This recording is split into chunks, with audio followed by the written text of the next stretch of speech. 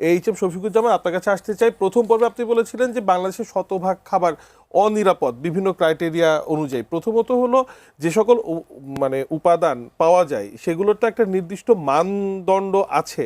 সরকারিভাবে সেই মান নিশ্চিত করার আপনার পিরিয়ডিক্যালি কোনো পরীক্ষা হয় কিনা বাজারে কোন খাবারটা নিরাপদ, সরকারিভাবে আমরা এমন কোনো ডিক্লারেশন পেতে পারি কিনা?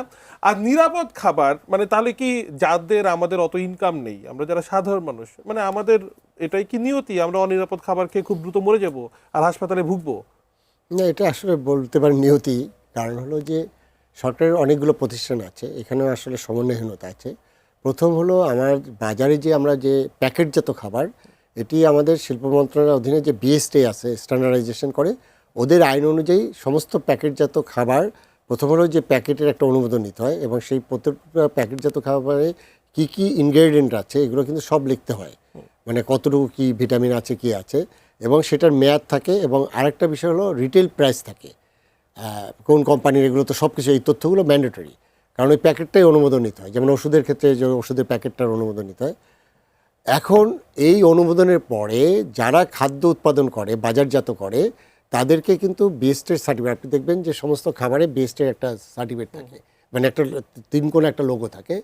এখন হয়েছে কি যে এই লোগোটা অরিজিনাল কিনা না এই লোগোটা ফেক কিনা সেটা আপনি বুঝতে। আমি একবার কক্সবাজারে গেলাম, কক্সবাজার বাজারে অভিযান করলাম, দেখলাম যে একটা চানাচুরের প্যাকেট দেখে একটু সন্দেহ হলো, সেখানে বিএসটির লোগো আছে।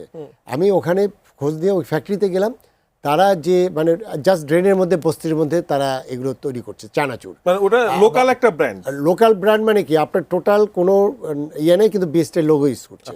তাহলে এই যে আপনি বললেন যে পরীক্ষা হয় কিনা, এখানে ক্যাপাসিটির সমস্যা আছে। অর্থাৎ হলো যে এইগুলো দেখার জন্য এত মার্কেট, এত মানে আপনার কি ইন্ডাস্ট্রি, এগুলো দেখার মতো আসলে ওই সরকারের এই প্রতিষ্ঠানের ক্যাপাসিটি নেই। পাশাপাশি নিরাপদ খাদ্য এখন নতুন একটা আইন হয়েছে যে প্রতিটা প্রোডাকশন এবং এক্সপোর্ট বা ইম্পোর্টের ক্ষেত্রে তারাও এখানে ইন্টারভেন করবে। এখন এই ক্ষেত্রে আবার হয় কি যে ওই ব্যবসায়ীদেরও আবার কিন্তু ওনারা কিন্তু আরও একটা মানে কী বলবো যে ব্যারিয়ার তৈরি হচ্ছে।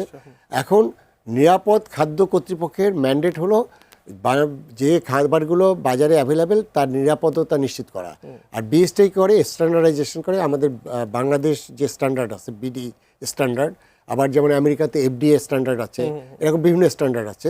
এবং আমাদের এই বিডি স্ট্যান্ডার্ড অনুযায়ী সেগুলো গবেষণা বা তাদের কী মান থাকবে সেই অনুযায়ী এটা করছে। এখন যেগুলো ফেক প্রোডাক্ট হচ্ছে, এখানে একটা জিনিস আমি বলি, সেটি হলো যে ঢাকা শহর, এখানে যতটুকু ফেক হয় আপনি পাশের জেলায় যাবেন আরো বেশি, এবং যত আপনি ইন্টারনেট যাবেন তত বেশি ফেক।